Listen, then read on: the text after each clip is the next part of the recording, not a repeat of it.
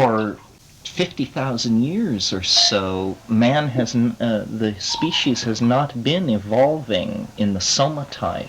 Somatype is relatively steady. What is evolving is culture. And what culture is, really, is language. Culture is merely the epiphenomenal accompaniment of language.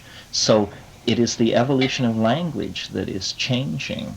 And all our ontological, all our religious ontologies in the Western tradition, the insistence on the coming of the Word into the world, the Word becoming flesh. In a sense, man is the Word become flesh.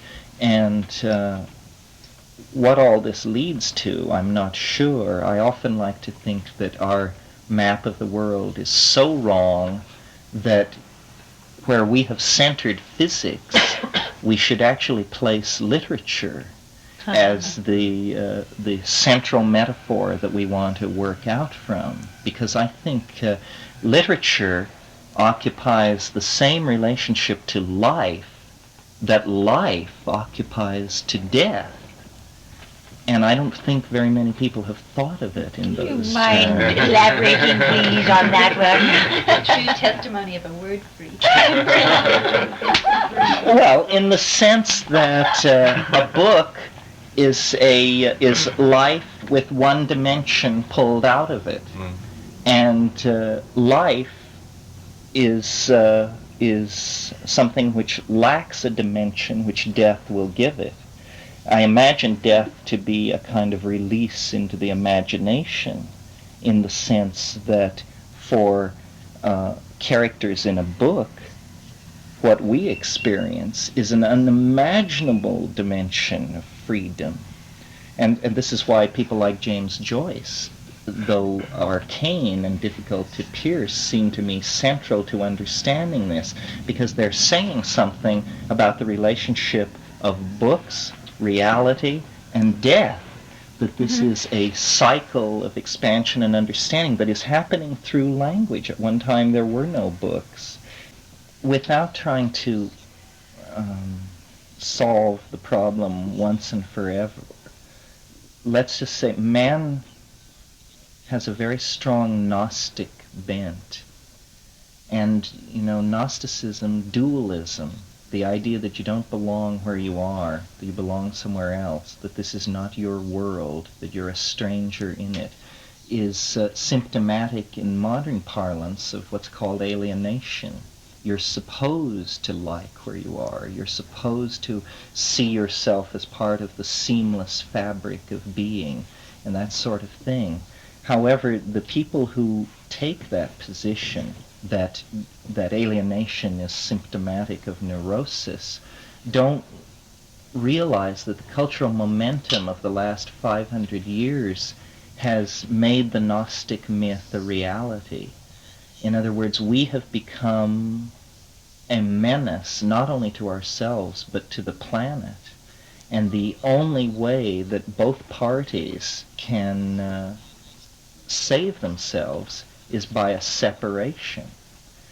And this, on one level, is the greatest crisis that biology has faced since animals left the ocean for the land. On another level, it appears inevitable in the present social context that we are going to go to space. But we are, the birth pangs of doing this are very destructive. For instance, and I'm sure you've heard me say this, that civilization is a 10,000-year dash to space with the potential to destroy yourselves. History is the departure of a species for the stars, but it takes 10 to 15,000 years, a moment of biological and geological time.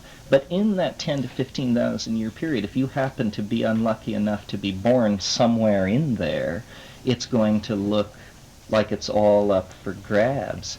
We are creatures of information and the imagination. The monkey, we are already beginning to transform and shed. We don't look like the other monkeys, and we look less like them all the time. We are, humanness may not even be a monkey quality. It may be something that was synergized in the monkeys, but that is taking, that has an inner life of its own. In other words, we, since the early 1950s, have had a notion of the structure of DNA and this sort of thing. Well, it's perfectly obvious that within a century of the discovery of DNA, any species which makes that discovery takes possession of its own form. And we are going to do that in the next 50 years. We are going to design the kind of people that we want to be. And if we don't want to be people, we will design that out of the picture. I think of the picture that the mushroom has of the human species is much more like a coral reef. In other words, it sees our artifactoria as contiguous with our flesh. We make a distinction, but what it sees is an animal which takes in raw material and excretes it in ideological molds. That's what we do. We turn ideas into facts on all levels. And this cannot go on any longer on the surface of the planet with the levels of energy and control that we have brought to bear, because we are now in a position to destroy the whole Earth, or to sculpt to turn it into a Disneyland, which is a kind of destroying of the Earth. So we have become a toxic force in planetary biology. I don't know, it's a great challenge to us to fulfill the things that we can imagine we are capable of. Our imagination is really the sail of the soul, and the question is, where will that sail take us if we will but let it?